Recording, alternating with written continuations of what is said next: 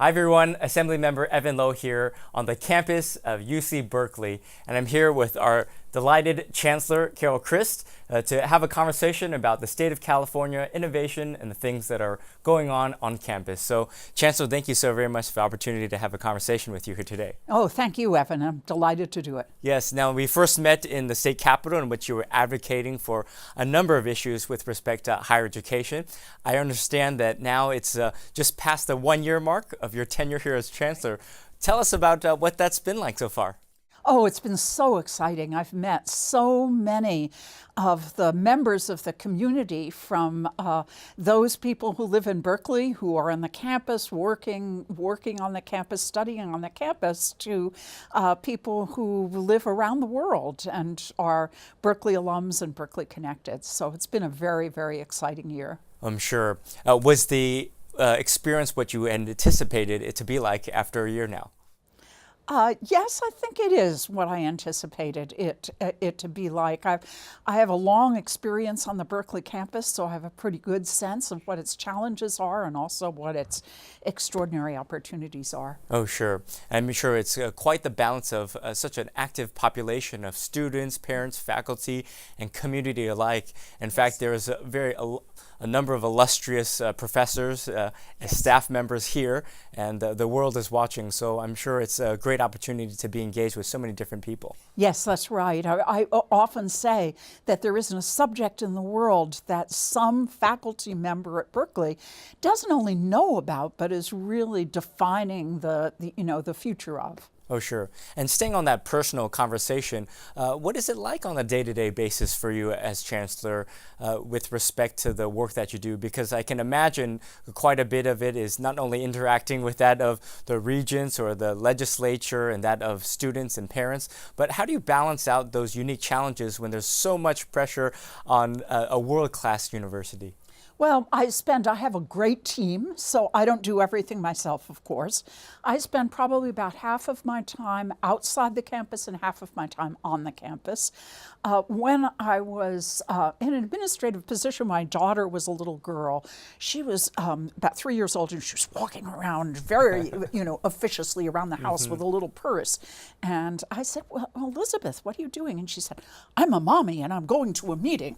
And that's really what I do. Is I spend all my day meeting with people in various capacities, whether they're members of the administration, donors, alumni, students, both moving the issues forward that I care deeply about, but also hearing from them, understanding their perspectives. Oh, sure. I think part of the role that we have in the legislature is to try to open up the sense of that the institutions work for the people that we represent. Yes, and oftentimes exactly. that challenge then transitioning into the conversation with respect to higher education and the master plan for the state of California. We've come far away from the master plan back in 1960 and talking about the areas of affordability and what we want to see with respect to the California and American dream. What do you feel your role is with respect to playing that part in the state of California with respect to higher education? Well, I want to step way back to the Morrill Act, which is the act of Congress under President Lincoln that established land-grant universities, that the government determined, passed legislation that gave every state federal land that wanted to establish a public university. And this was in order to educate, in the words of the day, the sons and daughters of farmers and factory workers. Mm-hmm. And these colleges, or now we call them universities, became known as the people's colleges. And that's the identity, that the mission that I feel very strongly is Berkeley's mission today. Mm-hmm. So I think our task, not just as the Berkeley campus, but the entire University of California system, is to figure out how we can be true to the master plan. Mm-hmm. So that means extending capacity, and we can do that in a number of different ways. We can do that through increasing our efficiency, in other words, making sure that students graduate in either 4 years or 2 years. We can do it in terms of expanding the capacity of the system as a whole. and just trying to extend the benefits of a University of California education to the percentage of the population that the master plan envisioned. The population of the state of California is growing, and much more importantly, the high school graduation rates are increasing.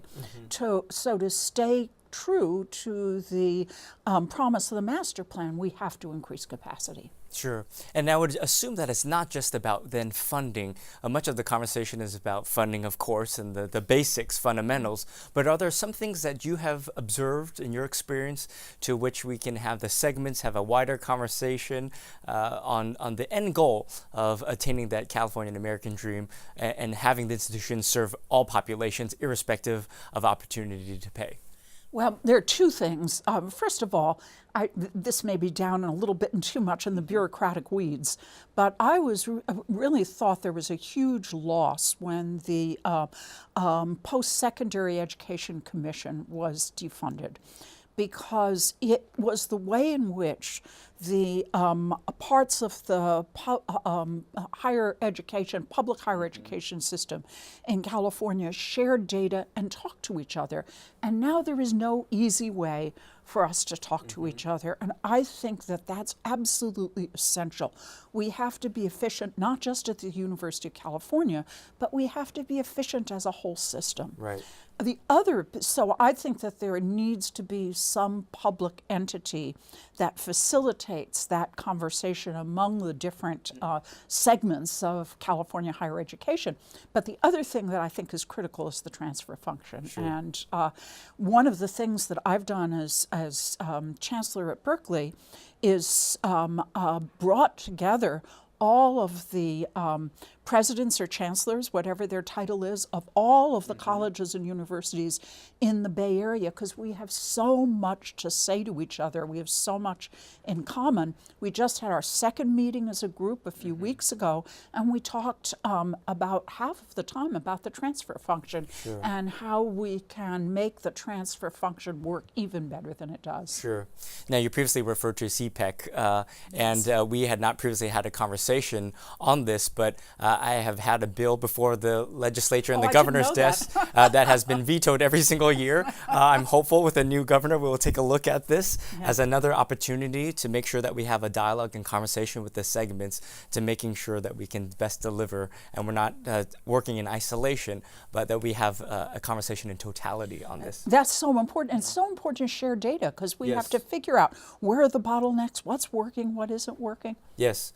Now, transition into the issue of innovation. We are the state of California is the home of Silicon Valley, Silicon Beach. We are in the adjacent areas of so much that we have at our disposal. And our economic climate depends on the pipeline and investments of the educated workforce that comes through the University of Berkeley here at Cal. What have been the conversations been like about the partnerships that could be the possibilities absent in that of the state adequately funding higher education? Are there some innovations, not only with companies here at home, but internationally in terms of the partnerships that are being explored here? You know, I don't have a conversation with a Silicon Valley leader that doesn't concern, why aren't you creating more bachelor's degrees, more PhDs in whatever area interests the particular person. It is so, the Silicon Valley, or I should say more broadly, innovation in California needs educated workers. It is so immediately consequential for the economic health of California that we have a robust system of higher education.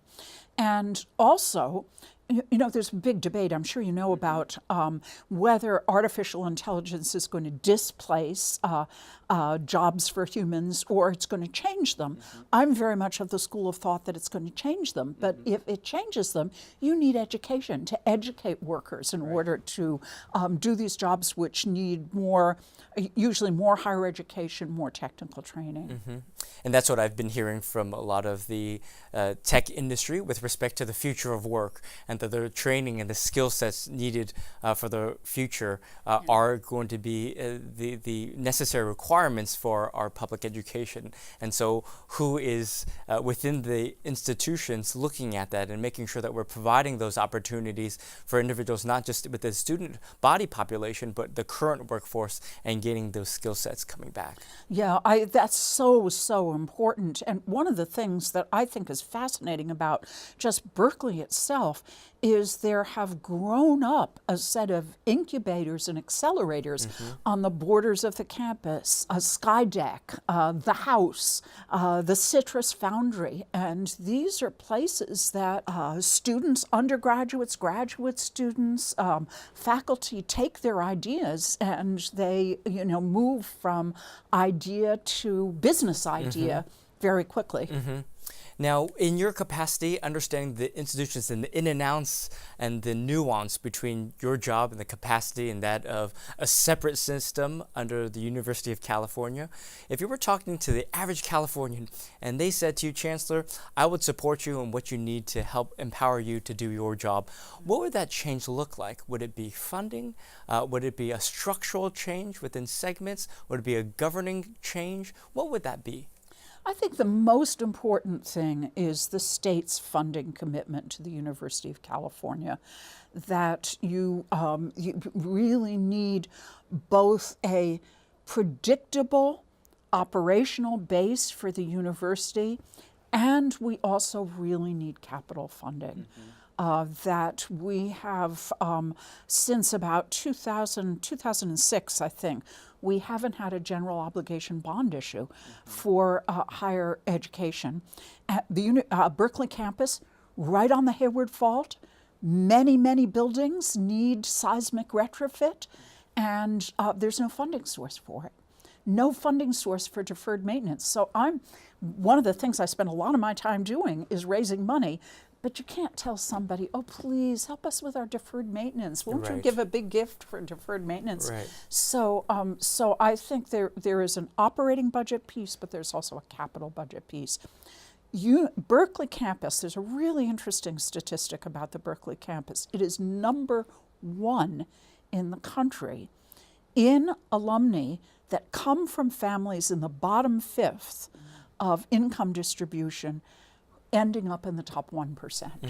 So we are an engine for social mobility, but the state needs to do its part in a funding partnership to enable us to keep doing that. Sure. I think clearly the distinction between that, the operating versus the capital, both not being adequately funded from the state of California, but certainly the need and the necessity, and the distinction between that of an expense and an investment. An investment in higher education in our university system will transcend and go far in helping people up the social mobility factors. Yeah, that's absolutely right. I love the way in which you've termed it an investment, because in fact, an investment in higher education leads to enormous economic benefits for the state of California. Yes. And oftentimes I think we struggle with the general electorate in articulating some of these values. Some believe that we just no tax increases at all in anything, but it is our obligation and duties to also help explain to them that they should not view this just simply as an expense, but also an investment, and that there was a help for the long-term future for the state of California. That's absolutely right. And people often focus a lot on, places in the university for their sons and daughters. Of course, this is really natural. But I want to make sure that people understand, too, how important the research function is of the University of California, figuring out what we can do to prevent the horrible fires that are devastating the state, figuring out what the best investments are in renewable energy resources, figuring out what the best policy solutions are in terms of immigration and migration. There are so many places where our university is doing research that has a direct public benefit to the state of California. Well, I appreciate that you mentioning that too, because not only yourself and your team, you've all made yourselves readily available with respect to these policy discussions. Yes, that's right. Yes. Now, how about the issue of being chancellor and the head of the world-class system? Is that a lot of pressure for you? Oh, yes, of course, there are times when there's a lot of pressure, when there are difficult decisions that have to be made. But I feel so privileged to work with the faculty that I work with, to work with the team that I work with on my administrative team, and to have the extraordinary students that we have here. So yes, of course, it has pressure. I'm sure your job has pressure, but it just is such a privilege, really, to lead an institution like this. Sure. And finally, for those who may aspire to also be in a leadership capacity and trying to make transformational change, what would that one piece of advice be for an individual if they are seeking that position and they see you in this capacity and say, maybe someday I also would like to be in a similar capacity? What would that one piece of advice be for someone watching? Oh, well, work hard, show up for work, but also always have your focus on a strategic goal that's critical for you and your organization at that moment in time, and work to bring that about. Wonderful. Well, thank you very much. Thank you, Evan. Well, you've heard it here from the Chancellor directly about the university here at Berkeley and the importance of continued engagement and investment in our future. Thank you very much, Chancellor, for being here. Thank you for everyone for watching.